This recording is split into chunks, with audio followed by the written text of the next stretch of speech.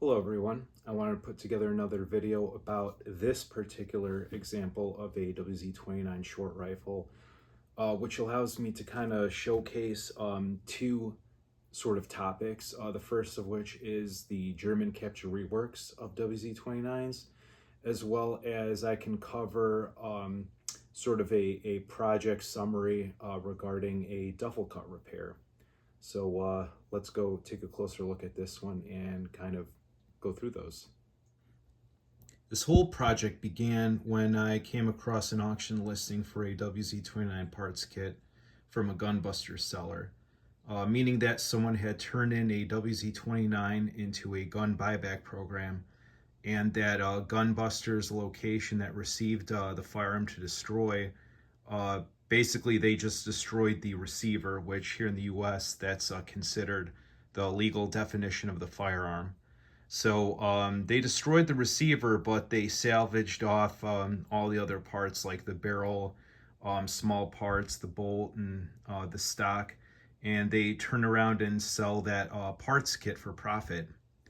Now, I wouldn't have given this one a second thought until I took a closer look at the pictures and saw that all the small parts were matching, and the stock and the bolt had Polish proof marks. And when I took a closer look at the photos and serial numbers, I saw that the serial number suffix had a letter Z, which would correspond to a 1938 or 1939 rifle. And since the bolt was blued and small parts like the trigger guard, floor plate, follower, action screws, and bolt stop were stamped to match the same serial number, which is something that the Poles didn't do for this particular year of production, that means that it came from a German capture rework rifle.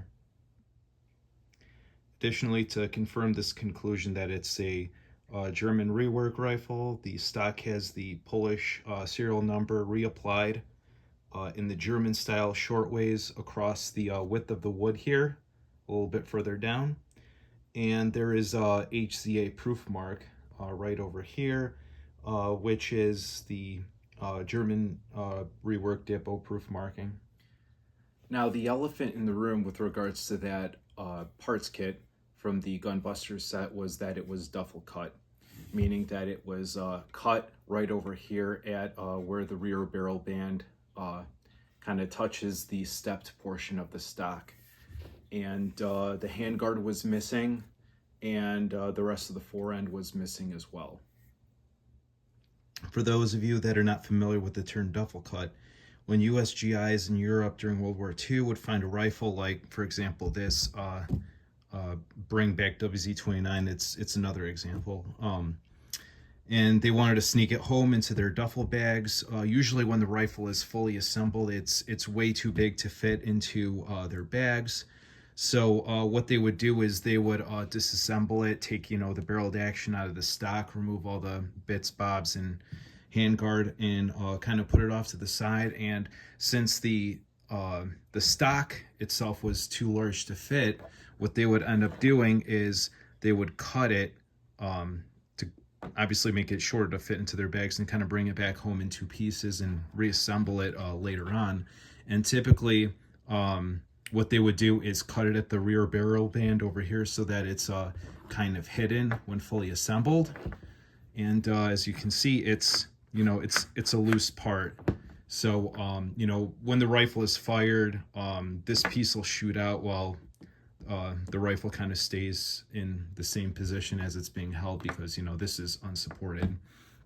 So that is a problem if you do want to end up shooting the rifles. But if you're just intending to keep it as a display piece, like for example, if it's all matching, then like for example this one is, a lot of purist collectors like to leave these as is. But if you've got a mismatched parts kind of shooter example, feel free to repair that duffel cut. So once the duffel cut rifle was brought back to the US, usually post-war, they would be reassembled, put back together, and sometimes a gunsmith stateside would attempt to rejoin the two pieces together, or it would just be left as is. For the most part, I see them typically left cut and just kind of assembled back together. And it's unfortunate that the fore end piece and the handguard were missing, but who knows, maybe it was a rifle that that previous owners relatives that sort of, they used it as like a hunting rifle, and it was just more convenient to have it as a lighter, handier weapon with those pieces removed. Who knows? Now, getting back to the subject of German capture reworks of the Wz29, if this was an altogether complete stock set, then the front and the rear barrel bands would have been reserialized by the Germans to add a serial number over here and someplace either up top over here or over here to match the serial number of the receiver. And this is something that the Poles didn't do during this period of production, which is, as we said, dated between 1938 and 1939. Another thing you might see on German capture reworks is on the rear barrel band, you might see the underside Sling swivel maybe machined off.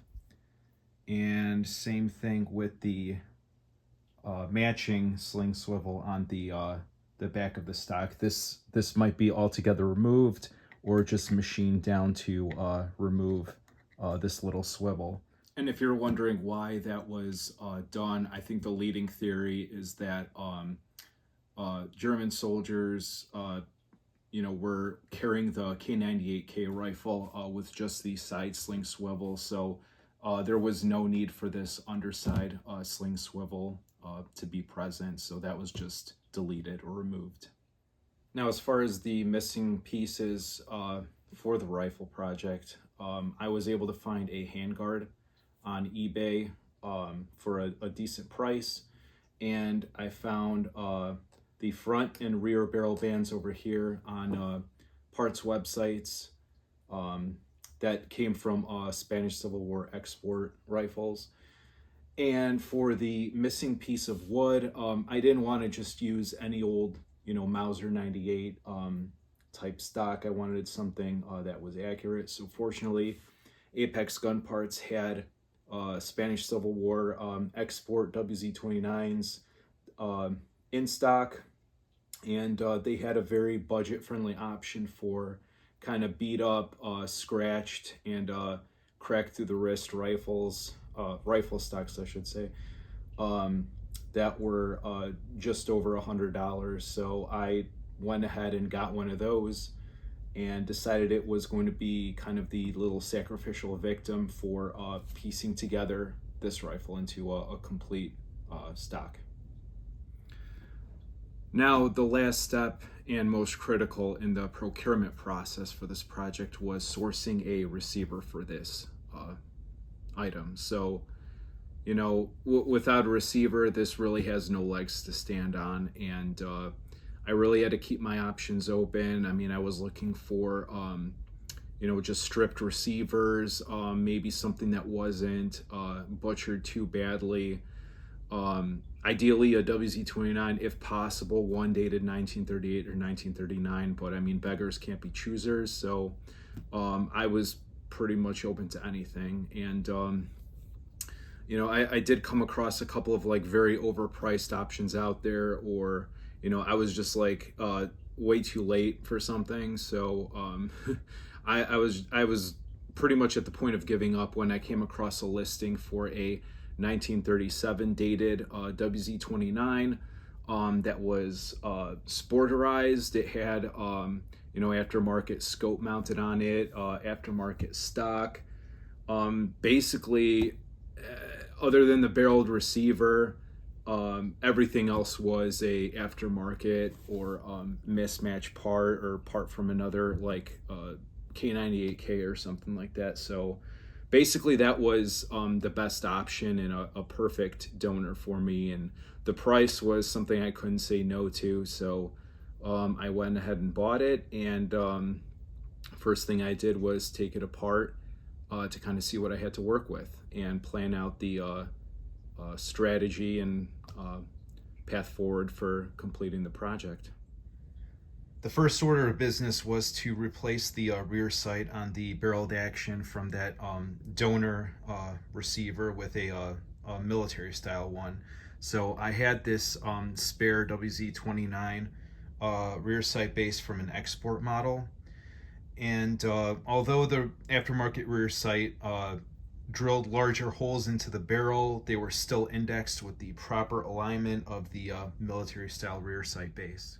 Originally the bases were soldered on, but since I didn't want to mess with removing the remaining bluing on the barrel just for the purposes of solder, I decided to use Loctite Red to secure it in place, and I was able to use the rear sight base set screw to ensure it's indexed properly. So after a few minutes, that Loctite Red set up really quickly and is extremely secure. And from what I understand, as long as this rifle is not rapid fired continuously, that rear sight base should remain secure and that Loctite Red won't melt. And here's how the rear sight looks with the military style sight back installed. Once that sight was secured, the next step was kind of an easy step. It was just stripping off all the aftermarket parts that were on that barreled action and replacing them with these original, well, I should say German reworked small parts that were all matching, and kind of doing a fit to make sure they all play with each other pretty well. Now the hardest part was going to be the actual duffel cut repair of that German rework stock. And I've got this kind of example over here just to kind of visually demonstrate a couple things. So I had the good fortune that the GI that duffel cut it did it right at the stepped area of the stock where the back of the rear barrel band kind of hits this kind of stepped portion. As you might be able to see, and I'll kind of swing this around over here, you can clearly see that there's a kind of a little portion of wood that is like a darker color with the stain, and then the raw wood of the narrower section is kind of in a different color over there. So as I mentioned before, I had that sacrificial stock from Apex Gun Parts from a beat up and cracked export model rifle that all I had to do was use a very, very thin, precise saw to make a cut exactly at the stepped portion, and I utilized that removed portion of the stock for my repair. Now the next order of business was the plan for the reinforcement of the repair, as simply gluing the two ends together is not going to be strong at all. And this would be accomplished by the use of sections of brass threaded rod like this that you could just get at a hardware store, through multiple sections in this cross-sectional area. Unfortunately, with a Wz29 style of stock, there are multiple interference points that need to be considered and planned before going any further. So first, there is the cleaning rod channel over here, which takes up a lot of space in the, let's call it the meat of the cross-sectional area. Then there is the horizontal barrel band screw, which kind of goes across in this area on the other piece of the fore end that is not shown over here. So that kind of limits to where you can put this this threaded rod through this area. So to kind of make things even and symmetrical, I decided to make one hole over here below the cleaning rod channel, and then one hole here and one hole here on these kind of like raised area section that cradle around the barrel. I know that typically the process for doing this kind of duffel cut repair job is to make a hand drill hole on one end for the threaded rod, and then larger, sloppier holes to allow for some tolerances for fit up. But given the interferences that need to be taken account for a WZ29 stock. I really wanted everything to be, done exactly and perfectly the first time. I decided to use some woodworking tools to make some really straight drilled holes. So from my dad, who's kind of a hobbyist woodworker, I used a clamp-on kind of mini drill press sort of tool that you use for a hand drill to allow for straight drilled holes to be done in each location, and they're exactly the same each and every time. So for my take on the repair, I ended up making the smaller holes on the fore end section and the slightly larger holes on the rear end section. And I do want to put a little bit of caution out there for anyone attempting this work. Definitely it helps to have the right tools for the job, and it does help to be, handy with, power tools, taking exact measurements, and, a little bit of working experience, or having, somebody kind of over your shoulder making sure you're doing this, because, there's a lot of ass pucker moments working on this, and it drilling into, rare, desirable stock, butchering it up a little bit, seemingly, it really is, it's not for the faint of heart. So, if you're not comfortable doing that, leave it to a professional, before you, potentially mess something up that, you really only have one shot at doing. All right, now once the holes were drilled in each section, I did a little bit of a dry fit up test. I basically had a 2-inch section of the threaded rod.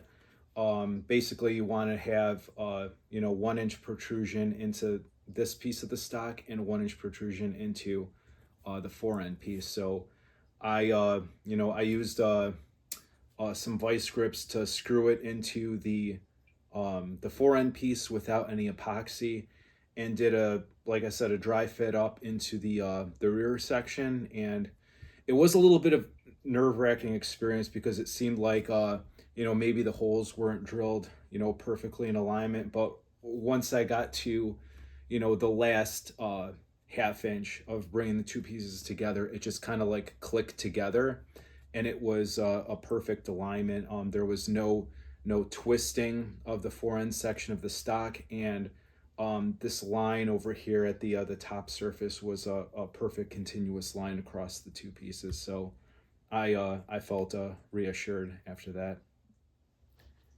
And I did a couple of additional follow-up steps before I introduced any glue into the system to ensure that there's a smooth installation, I should say.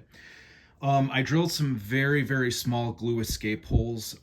If you can visualize, it would have been like over here and over here this way, to allow for air to escape as I coat this thing in epoxy and stick it in there, so it doesn't cause any sort of blowout of the wood. And then also, if you'll notice over here, in the cleaning rod channel, where the cleaning rod retaining nut is located, right over here, it's like right over here at the interface of where the glue is going to be applied. So there's a pretty good chance of any overflow or slop of this glue kind of getting into here and gumming everything up. So what I ended up doing is I took some very thin brass tubing that I got on Amazon, and I basically cut out a little bit of section, and I kind of stuck it in here like that, just a little bit to kind of act as a dam to prevent any flow of epoxy from getting into here and jamming up the nut. And I didn't want to have to get like some extra long drill bit to free up the threads of the nut, so I can actually secure a cleaning rod back into this rifle. So after the acrylic glass was applied to the threads of the threaded rod and the wood surface, The two pieces were brought together and the barreled action with the release agent was set on top. Now, I don't really have too many photos of this part since I was kind of stressing out about being on the clock for getting this done right before everything starts to set up. And taking photos was kind of the last thing on my mind. I used some rubber hose to grab the two pieces together while the acryglass sets up. And really at this point, it's tools down and you basically walk away for 24 hours and just let this thing ride out. So the next day, 24 hours had passed and I was pleased to find out that the two pieces successfully mated. And it looks like it's pretty secure and pretty well hidden, especially when I have the barrel band on. And I was able to grab the rifle over here by the fore-end section with it all assembled and jostled it around with a lot of force, basically with the entire weight of the rifle kind of being secured by this repair. And it held up quite well, and so I anticipate it'll hold up through shooting as well. And here's another look at the repair from the top. There is a minuscule gap between the two pieces because I wasn't able to get the two surfaces, perfectly in alignment and smooth. But that isn't a problem because the mechanical joint holding them together is really what's doing all the work, and this is just a cosmetic thing.